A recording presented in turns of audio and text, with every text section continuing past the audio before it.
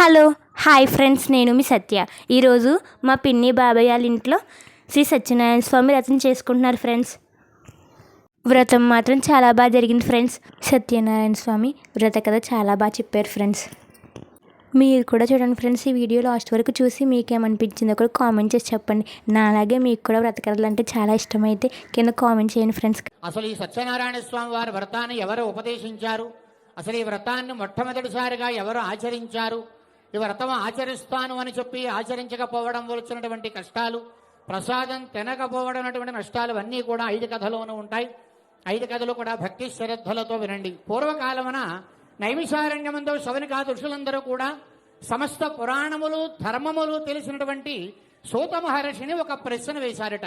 అదేమంటే, మహానుభవ సూత, మానవులు వ్రతములు చేయడ చేతనా లేక తపస్సులు చేయడ చేతనా దేని చేతన కోరిన కోరికలను భవించి జీవితాంతమున మోక్షమును చెందగలరో అందులోకి ఏదైనా చిన్న ఉపాయం ఉంటే తెలుపమని చెప్పడిగేసరికి, ఋషులారా, మీరు నన్నడిగిన ప్రశ్ననే నారద మహాముని శ్రీ మహావిష్ణుని అడిగి ఉన్నారు. ఆ సంగతి యావత్తు కూడా మీకు చెప్పుచున్నాను వినవలసినది. ఒక సమయంలో నారద మహాముని ప్రజల యందలి దయచేత అన్ని లోకములు తిరుగుచూ అనంతరమని భూలోకానికి వచ్చి చూడగా, ఈ లోకంలోని ప్రజలు అనేక పాపకార్యాలు చేస్తూ అనేక దుఃఖాలతో కూడి ఉండడం చూచి, ఏ ఉపాయం చేత ఈ ప్రజలంతా తరిస్తారాయని నారద మహాముని మనస ఆలోచించి విష్ణు దర్శనార్థమై వైకుంఠానికి వెళ్ళి శ్రీ మహావిష్ణువుని అనేక విధములుగా స్తోత్రం చేయగా, ఆ స్తోత్రానికి శ్రీ మహావిష్ణువు చాలా సంతోషించి, నారద, ఎందు నిమిత్తమై వైకుంఠానికి వచ్చినావు? నీ మనస్సులో ఉన్న కోరిక ఏమని చెప్పడిగేసరికి, మహానుభవ, అన్ని లోకాలు తిరుగువచ్చాను. భూలోకంలోని ప్రజలు అనేక పాపకార్యాలు చేస్తూ అనేక దుఃఖాలతో కూడి ఉన్నారు. ఆ ప్రజలంతా తరించడానికి ఏదైనా ఉపాయం ఉంటే తెలుపమని చెప్పడిగేసరికి, నారద, స్వర్గమత్యాది లోకములలో దుర్లభమైనటువంటిది పుణ్యప్రదమైనటువంటిది సత్యదేవుని యొక్క వ్రతం ఒకటున్నది. ఈ వ్రతం కనుక చేసినట్లయినా దుఃఖ శోకాలన్నీ కూడా నశిస్తాయి, ధనధాన్యాది సంపత్తులు కలుగుతాయి, స్త్రీలకు సౌభాగ్యము, సంతానం కూడా కలుగుతుంది. ఎవరు ఏ కోరికతో వ్రతం చేస్తారో ఆ కోరికలన్నీ కూడా తప్పకుండా నెరవేరుతాయి. ఈ వ్రతాన్ని తిథి వార నక్షత్రాదులతో నిమిత్తం లేకుండా ఏ రోజైనను కూడా భక్తి శ్రద్ధలతోటి ఆచరించాలి. వ్రతానంతరమందు బాగుగా పడినటువంటి అరటిపళ్ళు, గోధుమలుక, పాలు, పంచదార, సుగంధ ద్రవ్యములతో ప్రసాదమును తయారు చేసి ఆ దేవునికి నివేదన చేసి బ్రాహ్మణులకు, బంధువులకు భోజనాలు పెట్టి దక్షిణ తాంబూలములిచ్చి గౌరవించి తరువాత మాటిమాటికి ఆ సత్యదేవుని కొనియాడుచూ వారి వారి ఇండ్లను కూర్చి వెళ్ళవలను. ఈ ప్రకారంగా ఎవరైతే భక్తి శ్రద్ధలతో వ్రతాన్ని పూర్తి చేస్తారో అట్టి వారంతా కోరిన కోరికలను భవించి జీవితాంతమన మోక్షమును చెందగలరని వైకుంఠంలో శ్రీ మహావిష్ణువు నారదునికి తెలిపిన వారాయను. ప్రథమోధ్యాయ గోవిందా. ద్వితీయోధ్యాయ పూర్వకాలమున అందమైనటువంటి కాశీపట్టణంలో ప్రతినిత్యము భిక్షాటన చేస్తుండే ఒక వేద బ్రాహ్మడు భిక్షము లభింపక అతి విచారంతో తిరుగుచుండగా, ఆ బ్రాహ్మణుడి యందు భగవంతునికి దయగలిగి సత్యనారాయణ స్వామి వారే ఒక ముసలి బ్రాహ్మణ వేషము ధరించి ఆ వేద బ్రాహ్మడికి ఎదురుగా వెళ్లి, బ్రాహ్మణుడా, సత్యనారాయణ స్వామి వారి యొక్క వ్రతం చేయవయ్యా, నీకుండబడే దారిద్రము దుఃఖము తొలగిపోతుందని చెప్పి వ్రతం చేసే విధానం యావత్తు చెప్పి అక్కడనే మాయమైపోయాడు.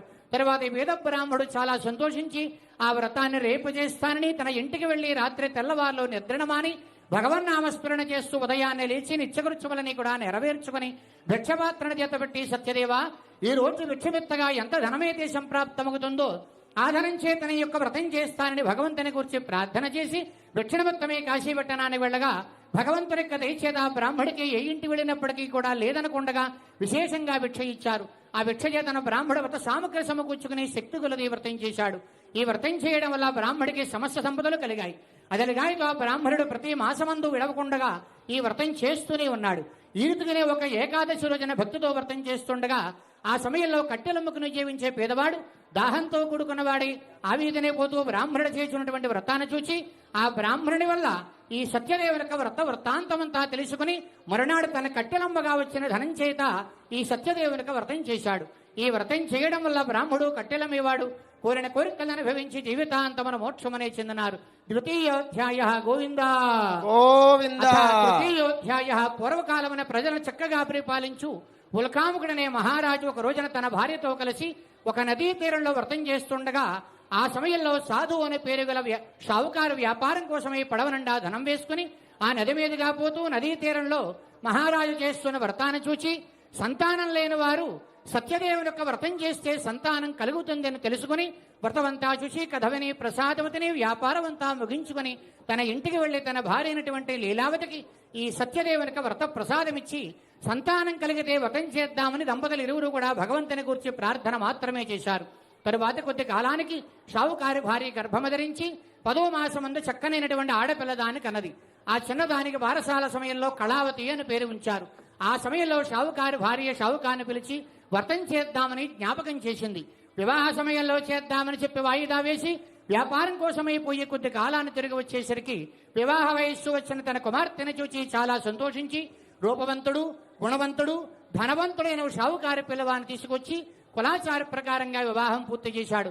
వివాహం అంతా పూర్తయింది గాని వివాహ సందడిలో కూడా ఈ వ్రతం చేయడం మరిచాడు. పైగా అల్లునితో కలిసి ఇంకా విశేషంగా వ్యాపారం చేసి ధనాన్ని సంపాదిద్దామని సముద్ర తీరమైనటువంటి రత్నసానుపురం అనే పట్టణానికి వెళ్ళి అక్కడ వ్యాపారం చేస్తున్నాడు. భగవంతుడు వీరికి కోపించి వీరికి కష్టాలు కలుగుగా కానీ శాపం ఇచ్చారు. ఆ శాప ప్రభావం వల్ల నాడు రాత్రి ఆ పట్టణాన్ని పరిపాలించే చంద్రకేతు మహారాజా వారి కోటలో మాయ దొంగలు ప్రవేశించి ధనమంతా దొంగిలించి ఈ షావుకాల వద్ద ధనమంతా పడవేసి మాయ దొంగలు మాయమైపోయారు. వెంట ధరకు వస్తున్నటువంటి రాజభటులు షావుకాల వద్ద ధనమండడి చూచి వీరినే దొంగలుగా భావించి ధన సమేతంగా మహారాజా వద్దకు తీసుకొచ్చి రాజా దొంగలనిద్దరినీ పట్టి తీసుకువచ్చామని న్యాయ విచారణ చేసి శిక్ష విధించండి అని చెప్పగానే షావుకాలు భయంతో కూడుకున్న వారే రాజా మేము దొంగలము కాము, దొంగతనము అనగానేమో మాకు తెలియదు, వ్యాపారం కోసం వచ్చిన షావుకాలమని అల్లుడు మామలమని ఎన్ని విధాలుగా మొరబెట్టినూ కూడా సత్యదేవుని యొక్క మాయ చేత మహారాజు షావుకాలు మాటలేవి వినిపెట్టక నేరాన్ని విచారణ చేయకుండానే ధనమంతా తీసుకుని ధనాగారంలో ఉంచమని షావుకాలు ఇద్దరిని శంకల వైద్య ఖైదులో ఉంచమని ఆజ్ఞ ఇచ్చారు. ఇక్కడ షావుకాలు ఖైదులో బాధపడుతున్నారు. ఇంటి వద్ద తల్లే కుమార్తె తినడానికి తిండి లేక కట్టుకోవడానికి వారు వస్త్రం లేక ప్రతి ఇంట భిక్షమెత్తుకుని జీవిస్తున్నారు. ఒక రోజుని కళావతి అనే చిన్నది విక్షణమిత్తమే బ్రాహ్మడి ఇంటికి వెళ్ళగా అక్కడే వ్రతం జరుగుతున్నది. కళావతి వ్రతమంతా చూసి కథ విని ప్రసాదము తిని ఇంటికి వచ్చేసరికి ఆలస్యంగా వచ్చిన కుమార్తెను చూచి తల్లి ప్రేమగా అడుగుతున్నది. అమ్మాయి ఒక్క వయస్సు వచ్చిన చిన్నదాని కదా ఇంత రాత్రి వరకు ఎక్కడ ఉన్నావమ్మా అని చెప్పి అడిగేసరికి ఆ కళావతి చాలా భయంతో కూడుకున్నది. అమ్మా ఒక బ్రాహ్మడి ఇంటి వద్ద సత్యదేవుని యొక్క వ్రతం జరుగుతున్నది. వ్రతమంతా చూసి కథ విని ప్రసాదము తిని నీకు కూడా ప్రసాదం తీసుకువచ్చాను మా తల్లికి ప్రసాదం ఇచ్చింది. వెంటనే ఆమె ప్రసాదం తిన్నది. ప్రసాద మహిమ చేత ఆమెకు పూర్వవృత్తాంతమంతా జ్ఞాపకానికి వచ్చి తన కుమార్తెను చూచి అమ్మాయి మనం కూడా వ్రతం చేద్దామనుకున్నాం, ఇంతవరకు ఆ వ్రతం చేయలేదు, ఆ భగవంతునే మరిచాము కాబట్టి ఇట్టి కష్టములు సంభవించాయని అప్పుడు భగవంతుని జ్ఞాపకాన్ని తెచ్చుకుని మరునాడు శక్తి కొలది వ్రతం చేసి సత్యదేవా నా భర్త యొక్క అల్లుని యొక్క తప్పులు క్షమించి వారిని క్షేమంగా ఇల్లు చేరొచ్చమని అనేక విధములుగా ప్రార్థింపగా భగవంతునికి దయగలిగి చంద్రకేతు మహారాజా వారి కలలో కనిపించి రాజాన్ని ఖైదులో ఉన్న షావుకాలిద్దరు దొంగలకారయ్యా నా భక్తులు నా శాపవశాత్తుని ఖైదులో బాధపడుచున్నారు కాబట్టి ఉదయాన్నే లేచి వారి శంకెలు విడిపించి వారిని విడిపింపము, అలాగే నీవు చేయబోయినట్లయినా నీ ధన సమేతంగా నిన్ను నశింపజేస్తాను సుమాన్ చెప్పగానే మహారాజు భయంతో కూడుకున్నవాడే ఉదయాన్నే లేచి సభ ఏర్పాటు చేసి కలలో జరిగిన వృత్తాంతమంతా మంత్రులకు చెప్పి షావుకారును సభామండపానికి రావించి షావుకారులారా ఇదంతా మీకు దైవాత్మ కలిగిన దుఃఖము కాని వేరు కాదని ఓదార్చి తలంట నీళ్లు పోయించి కొత్త బట్టలు ఇచ్చి వారి వద్ద తీసుకున్న ధనము కన్నా విశేషంగా ధనాన్ని వారికిచ్చి వారి దేశాన్ని వెళ్ళమని ఆజ్ఞ చెప్పమించినారు. తృతీయోధ్యాయ గోవింద గోవింద. చతుర్థోధ్యాయ తరువాతి షావుకారులు మహారాజు ఇచ్చినటువంటి ధనమంతా తీసుకున్నారు. నదీ తీరంలో ఉన్నారు. సత్యనారాయణ స్వామి వారి షావుకారులను ఒక్కమారు పరీక్ష చేద్దామని ఒక సన్యాస వేషం వేసుకుని షావుకారుల వద్దకు వచ్చి షావుకారులారా మీ ఓడలోన సరుకు ఏమని చెప్పి అడిగినారు. ఆకులు తెగులు తప్ప మీరు ఏమీ లేవని అబద్ధమాడేవారు షావుకారులు. సత్యం భవతు తేవచ షావుకారులారా మీ నోటి వెంబడి ఏ మాటలైతే వచ్చినవో అవే నిజముగా కానీ శపించి కొద్ది దూరంలో ఉండగా పడవలోని ధనమంతా ఆకులు తెగులైపోవడం చూచి విచారిస్తూ మూర్ఛ పొందారు. కొద్దిసేపటికి అల్లుడు తెలివి తెచ్చుకుని మమా విచారించమేం ఫలితం, మన వద్దకు వచ్చిన సన్యాసి సామాన్య మానవుడు కాదు, మానవుడు అయితే ఇంత పని చేయలేడు, ఆ బ్రహ్మదేవుడై ఉండాలి లేక శంకరుడై ఉండాలి లేక శ్రీ మహావిష్ణువు అన్నవరవాసుడు సత్యదేవుడు తప్ప వేరు కాదని ఎక్కడైతే సన్యాసి ఉన్నారో అక్కడికి వెళ్లి వారి పాదాల మీద అనేక విధములుగా ప్రార్థింపగా భగవంతునికి దయగలిగి ఓ ఈ షావుకారు మీరు అనేక పర్యాయాలు నా వ్రతం చేస్తానని ఎంతపర్యంతం చేయలేదు, అందుచేతనే ఇట్టి కష్టములు సంభవించాయని నన్ను సత్యదేవునిగా జ్ఞాపకాన్ని తెచ్చుకోమని వారి కోరిన ప్రకారంగా వారి ధనమంతా వారికి చక్కడనే మాయమైపోయారు.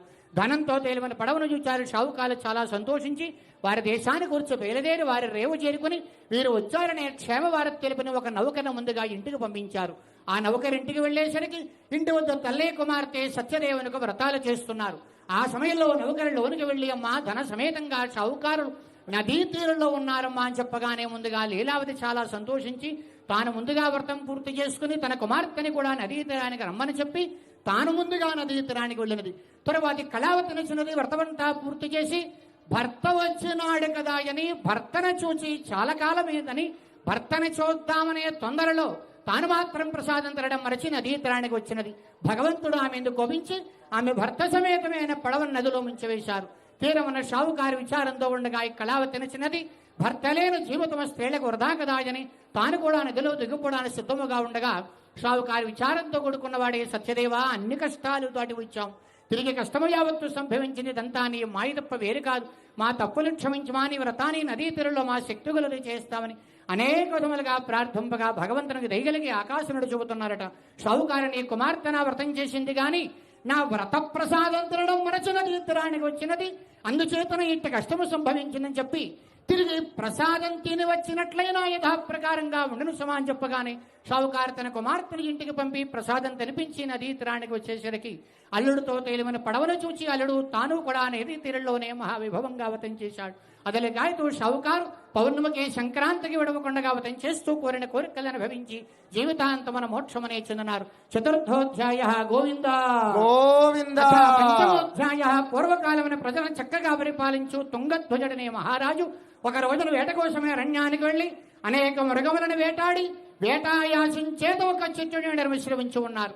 ఆ సమయంలో కొంతమంది గోపాలకులు తమ బంధువులందరితో కలిసి సత్యదేవునికి వ్రతాలు చేస్తున్నారు. మహారాజు వ్రతములు చూచాడు గాని గోపాలకులు వ్రతం చేయడమా మనం చూడటమా అని సమీపానికే నా పోలేదు, నమస్కారం కూడా చేయలేదు. కానీ గోపాలకులు మహారాజు వచ్చినారు కదా అని ప్రభువు దేవుని వంటి వారు కదా అని ప్రసాదం తీసుకొచ్చి మహారాజుకి ఇవ్వగా ఆ మహారాజు గోపాలకులు ఇచ్చినటువంటి వ్రత ప్రసాదం అనంతరమాయనవి అక్కడనే విడిచిపెట్టి తమ కోటకు వచ్చేసరికి ఆ మహారాజు యొక్క 100 మంది కుమారులు ఒక్కమారిగా మరణించినట్లుగాను రాజ్యమంతా శత్రురాజులకు వశమైనట్లుగాను గొప్ప మాయకమైంది. ఆ మాయకు మహారాజు మూర్ఛల్లి కొద్ది సేపుడు తెలివి తెచ్చుకుని ఇదంతా కూడా అరణ్యంలో గోపాలకులు ఇచ్చినటువంటి సత్యదేవుని యొక్క వ్రత ప్రసాదం విడిచిపెట్టి రావడం చేతనేటి దుఃఖము సంభవించిందని చెప్పి ఏదో ఒక కష్టంలో ఉన్నప్పుడు కానీ ఒక కోరికతో ఉన్నప్పుడు కానీ భగవంతుడనేవాడు జ్ఞాపకానికి రావడం ఇది మానవులకి స్వాభావికం. కాబట్టి ఆ మహారాజుకి తన సర్వస్వం కోల్పోయేటప్పటికీ అప్పుడు భగవంతుడి జ్ఞాపకాన్ని తెచ్చుకుని ఎక్కడైతే గోపాలకులు వ్రతాలు చేస్తున్నారో అక్కడికే వెళ్ళి వారితో విధి విధానంగా వ్రతం చేసి కథమని ప్రసాదమతి తమ కోటకు వచ్చేసరికి ప్రసాద మహిమ చేత 100 మంది కుమారులు బతికినారు. రాజ్యము స్వాధీనమైనది. అదిలగాయతో ఆ తుంగధ్వజ మహారాజు ప్రతి పర్వాన్ని విడవకుండా వ్రతం చేస్తూ ప్రజలందరి చేత వ్రతాలు ఆచరింపజేస్తూ కోరిన కోరికలను అనుభవించి జీవితాంతమన మోక్షమనే చెందినారు. కనుక నారద దుర్లభమైనటువంటి పుణ్యప్రదమైన వ్రతాన్ని ఎవరైతే భక్తితో ఆచరిస్తూ ఉంటారో, కథను ఎవరైతే వింటూ ఉంటారో, ప్రసాదనాన్ని ఎవరైతే తింటూ ఉంటారో అట్టి వారంతా కోరిన కోరికలను అనుభవించి జీవితాంతమన మోక్షమను చెందగలరని ఈ కలియుగంలో భక్తులు ధరించడకు కోరిన కోరికలు నెరవేరుటకు ఈ సత్యదేవుని యొక్క వ్రతము తప్ప వేరొక చిన్న ఉపాయం లేదని వైకుంఠంలో శ్రీ మహావిష్ణువే స్వయంగా నారదునకు, నారదుడు సూతునకు, సూదుడు శౌనికాదు ఋషులందరికీ కూడా నైమిషారణ్యంలో తెలిపిన వారాయను. సత్యనారాయణ వ్రతకథాయ పంచమోధ్యాయ పరమేశ్వరార్పణమస్తు. గోవింద. స్వస్య ప్రజాభ్య పరిపాలయంతాం న్యాయేన మార్గేణ మహిం మహేషాః. గోబ్రాహ్మణేభ్యః శుభమస్తు నిత్యం. లోకాః సమస్తాః సుఖినో భవంతు. జయ రమారమణ గోవిందో.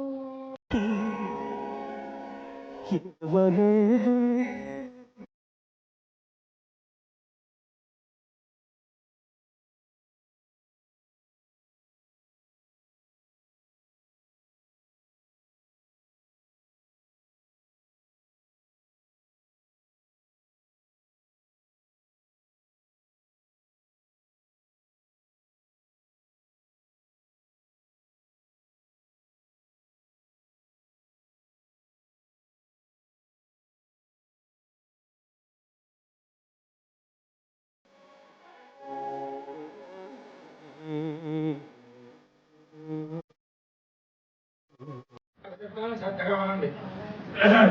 ఈ బ్రాహ్మణ దంపతులు అలాగే ఈ పొదవ మేతను కూడా ఈ విధానం ఆచరించి విష్ణులోకాన్ని పొందారయ్యా.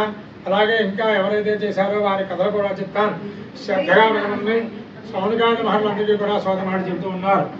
పూర్వకాలంలో వల్కాన్ని జయించిన వాడు, అలాగే ధర్మము తప్పనివాడు, సత్యాన్ని తప్పనివాడు, ఆ బ్రాహ్మణ ఆ రాజుగారి దంపతులు ప్రతిరోజు కూడా అతని భార్య చాలా సౌందర్యవతి, మంచి గుణములు కలది. ప్రతిరోజు కూడా వారిద్దరూ కూడా దేవాలయాలు వెళ్ళి దేవ దర్శనం చేసుకుంటూ లేని వారికి దాన ధర్మాలు చేస్తూ జీవిస్తూ ఉన్నారు. ఇలా ఉండగా ఒక రోజున దేవ దర్శనం చేసుకుని వస్తూ ఉంటే ఒక సన్యాస రూపంలో ఉన్న సత్యనారాయణ స్వామి, యామయ్య రాజా నీకు అన్నీ ఉన్నాయి కానీ పుత్ర సంతానం లేదు కదా అని చెప్పి అడిగేటప్పటికి వెంటనే రాజుగారు చాలా సంతోషపడుతూ, అయ్యా మీరు చెప్పింది ముమ్మాటికి నిజము, నేను ఎన్నో యజ్ఞాగాలు క్రతువులు చేశాను, అయినప్పటికీ కూడా ఆ పుత్ర సంతానం కలగలేదయ్యా. మిమ్మల్ని చూస్తే భగవంతుడిలా కనిపిస్తున్నారని చేత నేను ఏం చేస్తే పుత్ర సంతానం కలుగుతుందో చెప్పి సత్యనారాయణ వ్రత విధానం అంతా కూడా చెప్పేటప్పటికి తప్పకుండా చేస్తానని చెప్పి వచ్చే ఏకాదశి నాడే వ్రతం చేస్తానని చెప్పి ఆ స్వామికి నమస్కరించారు. ఆ సన్యాస రూపంలో సత్యనారాయణ స్వామి చాలా సంతోషం చెంది కొంత దూరం వెళ్ళి మాయమైనారు. ఈ రాజుగారు చిన్నగా పాడుకు వెళ్ళారు. పాడుకు వెళ్ళి ఆజ్ఞాపన చేశాడు. వచ్చే ఏకాదశి నాడు భద్రశీలానదీ తీరంలో వ్రతం పూర్ణాంపు చేశాడు. తర్వాత ఈ రాజుగారి దంపతులు నదీ తీరంలో భక్తి శ్రద్ధతో ఆచరించారు. ఆచరించడమే కాకుండా ఆ రాజుగారు ప్రతి నెల కూడా ఏకాదశి నాడు రావడం చూడమే ఈ వ్రతాన్ని ఆచరిస్తూ ఆయన చాలా సంతోషం చెంది అలాగని చెప్పి సంతానం కలిగింది కదా అని చెప్పి వ్రతం మాత్రం మానేయలేదు. ప్రతి నెల కూడా ఇక్కడికి రావడం వ్రతం చేయడం జరుగుతూ ఉన్నది. ఇలా ఉండగా ఒక రోజున ఏకాదశి నాడు వ్రతం చేస్తూ ఉంటే ఆ భద్రశీలా నదీ తీరం మీద ఒక షావుకారు అనంతమైన ధనము రత్నరాశులు నింపుకుని వ్యాపార నిమిత్తార్థమై పెడుతూ ఉండగా ఇక్కడ ఈ రాజుగారు చేస్తున్న వ్రతాన్ని చూచాడు. ఇక్కడ చాలా మంది ప్రజలు ఉన్నారు, చాలా కోలాహలంగా ఉంది, ఇక్కడ ఏదో కార్యక్రమం జరుగుతుంది, చూసి పెడతామని చెప్పి పడవ ఒడ్డుకు చేర్పించి లంగర వేయించి చిన్నగా రాజుగారు చేస్తున్న వ్రతాన్ని చూచాడు. చూసి భక్తి శ్రద్ధతో వ్రతం అంతా పూర్తయ్యే వరకు అక్కడే ఉండి స్వామికి నమస్కారం చేశాడు. తర్వాత ఈ రాజదంపతులు ప్రసాదాన్ని అందరికీ ఇస్తూ రాజుగారికి ఇచ్చారు. ఇచ్చేటప్పటికి రాజుగారు అడుగుతున్నారు, ఈ షావుగారు అడుగుతున్నారు, అయ్యా మీరు చేసుకున్న పూజ ఏ దేవుని పూజ ఇంద్ర నిమిత్తార్థమే చేస్తూ ఉన్నారని చెప్పి అడిగేటప్పటికి షావుగారితో రాజుగారు చెప్పుతున్నారు, అయ్యా నాకు అన్నీ ఉన్నాయి, పుత్ర సంతానం లేదు, సంతానం కలగపోవడం చేత ఎన్నో యజ్ఞాగాది క్రతువులు చేసాం, అయినప్పటికీ కలగలేదు. ఈ సత్యనారాయణ వ్రతం చేయడం వల్ల నాకు పుత్ర సంతానం కలిగిందయ్యా అని చెప్పి అనేటప్పటికీ ఆ షావుకారు చెప్తున్నారు, అయ్యా నాకు అసలు సంతానమే లేదు, మగ ఆడ కూడా లేదు. రాజుగారు చిన్న ప్రసాదం తీసుకుని స్వామికి నమస్కారం చేసి చెప్పి వ్యాపారాన్ని వెనక్కి పెట్టి చిన్నగా ఇంటికి బయలుదేరి వెళ్ళారు. రాజుగారు వ్రతం చేయడం వల్ల సత్యనారాయణ వ్రతం చేయడం వల్ల పుత్ర సంతానం కలిగిందని చెప్పారు. చేత మనకి సంతానం లేదు కాబట్టి ఆడైనా మగైనా పర్వాలేదు, సంతానం కలిగితే తప్పకుండా వ్రతం చేద్దామని చెప్పి భార్య లీలావతితో చెప్పారు. వెంటనే లీలావతి చాలా సంతోషపడింది. ఎందువల్ల అంటే ఈయనకి పూజలు పురస్కారాలు అంటే ఇష్టం లేదు. వ్యాపారం ఎప్పుడైతే తిన్నారో స్వామి అనుగ్రహం వల్ల ఆ లీలావతి గర్భవతి నవమాసాలు మోసి 10వ మాసంలో కుమార్తెను కన్నది. ఆ కుమార్తె ఎలా ఉందయ్యా అంటే శుక్లపక్ష చంద్రుని వలె ఉన్నది, అన్ని కళలతోనూ ఉద్భవించింది. ఆ కుమార్తెను చూసి చాలా సంతోషం ఉంది, అల్లారు ముద్దుగా పెంచుతూ ఉన్నారు. ఇలా ఉండగా ఒకనాడు భార్య భర్తను పిలిచి, అయ్యా మనకి అమ్మాయి కలిగింది, నాకు సంతానం లేదని చెప్పి ఏ పేరంటానికి ఎవరు కూడా పిలవడం సంకోచం చేసి ఎవరు కూడా నన్ను పిలవడం మానేస్తున్నారు, ఏ కార్యక్రమాలకి కూడా నన్ను పిలవట్లేదు కొట్టాలని చెప్పి చేత మనకి సంతానం కలిగింది కాబట్టి ఈ విషయాన్ని అందరికీ తెలియజేస్తూ మనం నామకరణ మహోత్సవం చేద్దామని చెప్పి అనేటప్పటికీ తప్పకుండా అని చెప్పి అంగీకరించి ఒక శుభముహూర్తంలో బంధువుల్ని స్నేహితుల్ని అందరినీ కూడా పిలిచి ఒక శుభముహూర్తంలో అమ్మాయికి కళావతిని నామకరణం చేశారు. ఆ నామకరణ మహోత్సవంలో భార్య ఆ భర్తను అడుగుతాం, షావుకారు అయ్యా మనకి సంతానం కలిగితే వ్రతం చేద్దామని చెప్పి అనుకున్నాం కదా, బంధువులు స్నేహితులు అందరూ వచ్చేసారు కాబట్టి ఆ వ్రతాన్ని ఇప్పుడు ముగిద్దామని చేసేద్దామని చెప్పి అనేటప్పటికి వెంటనే దాకా తిప్పాం కదా చాలా పిసినారు అవడం చేత మళ్ళీ ఇలా చెప్పుతున్నారు. అమ్మాయి వివాహ కాలంలో అయితే చాలా ఇంకా బంధువులు వస్తారు చేత ఈ వ్రతం కూడా అందరికీ తెలుస్తుంది చేత ఈ వ్రతాన్ని అప్పుడు చేద్దామని చెప్పి అనేటప్పటికీ భర్త మాట కాదని లేక అలాగే అని చెప్పి తల ఊపింది. తర్వాత వ్రతం ఈ నామకరణ మహోత్సవం అంతా పూర్తయింది. తర్వాత ఈ కుమార్తెను చూసుకుంటూ ప్రతి నెలా కూడా వ్యాపారానికి వెళ్ళి ప్రతి నెలా ఇంటికి వచ్చి కుమార్తెను చూస్తూ ఇలా కాలక్షేపం చేస్తూ అమ్మాయిని అల్లారు ముద్దుగా పెంచుతూ ఉన్నారు. ఇలా ఉండగా ఈ అమ్మాయికి 8వ సంవత్సరం వచ్చింది. అష్టవర్షేత్ భవేత్ కన్యా అని చెప్పి అంటే పూర్వకాలంలో చిన్నతనంలోనే వివాహం చేయడానికి కారణం ఏంటంటే రజస్వరాత్ పూర్వ వివాహం అంటే రజస్వరకుండా వివాహం చేసినట్లయితేనే కన్యాదాన ఫలితం కలుగుతుంది అని చెప్పి వేదశాస్త్ర ప్రమాణం. ఈ కన్యాదానం చేయాలి. కన్యాదానం చేయాలి అంటే రజస్వలాత్మ వివాహం చేయాలి. చేత అమ్మాయి వివాహం చేసేద్దామని చెప్పి అనేటప్పటికీ భార్య కూడా అందుకు అంగీకరించింది. ఎందువల్ల అంటే చాలా సంవత్సరాల తర్వాత వీళ్ళకి సంతానం కలిగింది. దానివల్ల ఇంకా ఎదురుకు వెళ్తే మనకు వృద్ధాప్యం వచ్చేస్తుంది, మనకు మనవలను చూడటానికి కానీ లేకపోతే మనకి వివాహానికి చేయవలసిన ఆవశ్యకత కూడా మనకు ఉండదు అని చెప్పి ఆలోచన చేత వారితో కూడా ఆ భార్య కూడా ఒప్పుకున్నది. తర్వాత ఇద్దరు దూతలు పిలిచి ఆమె మనకి అమ్మాయికి తగిన వరుణ్ణి తీసుకురామని చెప్పి కొంత ధనం ఇచ్చి పంపించారు. ఆ షాపుగా ఆ ధనం తీసుకుని ఎన్నో దేశాలు తిరిగి తొదకు కాంచన నగరం అనే నగరంలో ఒక వణిపుత్రుణ్ణి అంటే షావుకారు గారు అబ్బాయిని తీసుకొచ్చి అయ్యా మీరు చెప్పిన విధంగా కుర్రాన్ని వరుణ్ణి తీసుకుని వచ్చాం, కానీ ఇతనికి ఆస్తిపాస్తులు కానీ వ్యాపారాలు కానీ ఏమీ లేవు. ఎందువల్ల అంటే వ్యాపారాలు ఆస్తిపాస్తులు ఉంటే అబ్బాయి బాగుండట్లేదు, అబ్బాయి బాగుంటే ఆస్తిపాస్తులు ఉండట్లేదు. చేత అబ్బాయే ముఖ్యం అని చెప్పి ఈ అబ్బాయిని తీసుకొచ్చాం. రూపవంతుడు గుణవంతుడు అని చేత మీరు కూడా ఆలోచించి వివాహం చేయమని చెప్పి అనేటప్పటికీ వెంటనే షావుకారు చెబుతున్నాడు.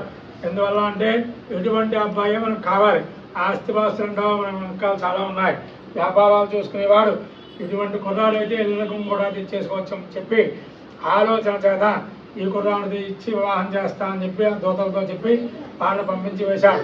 తర్వాత శుభముహూర్తం నిర్ణయం చేసి ఈ కుర్రాడికి తన కుమార్తెనిచ్చి మహావైభవపేతంగా వివాహం చేశాడే కానీ ఆ శుభ సందర్భంలో భార్య భర్త ఇద్దరు కూడా సత్యనారాయణ స్వామి వ్రతం మాత్రం మర్చిపోయారు.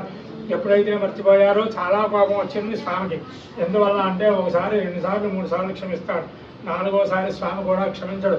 నిజాతంటే ఎప్పుడో రాజుగారు చేస్తుంటే మృక్కాడు, ఇంటికి వచ్చి భార్య చెప్తే భార్యతో చెప్పి మృక్కాడు. తర్వాత నామకరణ మహోత్సవంలో భార్య చేద్దామంటే వివాహకరణలో చేద్దామన్నారు. ఇప్పుడు వివాహం కూడా అయిపోయింది. అతనికి కావలసినవన్నీ కూడా భగవంతుడు ఇచ్చేశారు, కానీ భగవంతుని మాత్రం అతను మర్చిపోయారు. అందువల్ల ఇతనికి భగవంతుడు అంటే ఎంతో తెలియజేయాలని చెప్పి ఉద్దేశం చేత దారుణమైన కఠినమైన దుఃఖము కలుగాక అని చెప్పి శపించారు. ఎప్పుడైతే ఇలా శపించారో వివాహం అంతా పూర్తయింది. చక్కగా బంధువులు స్నేహితులు ఎవరింటికి వాళ్ళు వెళ్ళిపోయారు. తర్వాత కుమార్తెని అల్లుని చూసుకుంటూ కాలక్షేపం చేస్తూ ఉన్నారు. ఇలా ఉండగా ఒక రోజున అల్లుని పిలిచి ఆమెయ్య ఇలా తినేసి కూర్చుంటూ ఉంటే ఉన్న ఆస్తంతా కూడా తిరిగిపోతుంది. చేత నువ్వు అనుభవించడానికి ఏమీ ఉండదు, చేత నీకు వ్యాపారం అంతా కూడా నేర్పుతాను, రేపు మోటాముళ్ళు శుద్ధి రెడీగా ఉంచమని చెప్పి అల్లుడికి పురమాయించాడు. ఎప్పుడైతే ఇలా పురమాయించాడో అలాగే చేతంటే రూపవంతుడు గుణవంతుడు అంటే చెప్పిన మాట వినేవాడు, పెద్దల యందు గౌరవం అభిమానం ప్రేమ ఇవన్నీ ఉండేవాడు. చేత ఎప్పుడైతే అటువంటి వాడిని అల్లుని చేసుకున్నాడు కాబట్టి చెప్పిందంతా కూడా విని తప్పకుండా మోటాముళ్ళు సర్దుదామని చెప్పి అంగీకరించి ఆ మరునాడు మోటాముళ్ళు సర్దుకుని చంద్రకేతు మహారాజు గారు రాజ్యం వెళ్ళారు. ఈ అల్లుడు మామగారు చంద్రకేతు మహారాజు గారు కారాగారంలో కొంతమంది స్వామి మాయ దొంగలు పడి కొంత ధనం అపహరించుకుని ఆ మోటార్లు తీసుకుని రాత్రి 12 గంటలకి అటు ఇటు తిరుగుతూ ఉన్నారట ఆ రాజ్యంలో కోటకి ఎదుర్కొంటా. ఎప్పుడైతే ఇలా కోటకి ఎదుర్కొంటా రాత్రి 12 గంటలకి భయం లేకుండా ధైర్యంగా ఇలా తిరుగుతూ ఉన్నారో ఎదురుకుండా ఉన్న భటులంతా కూడా చూచారు. ఇందాక నుంచి చూస్తాం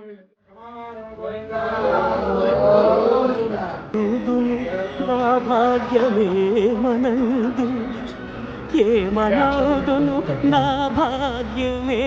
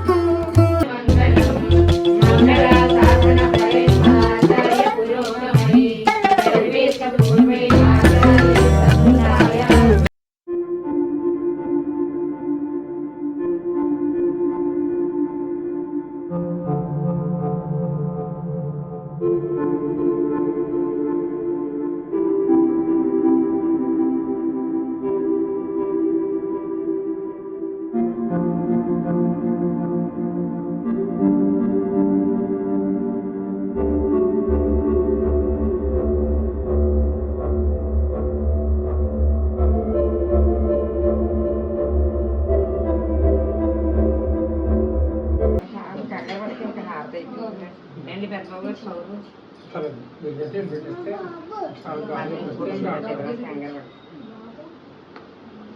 ఆత్మ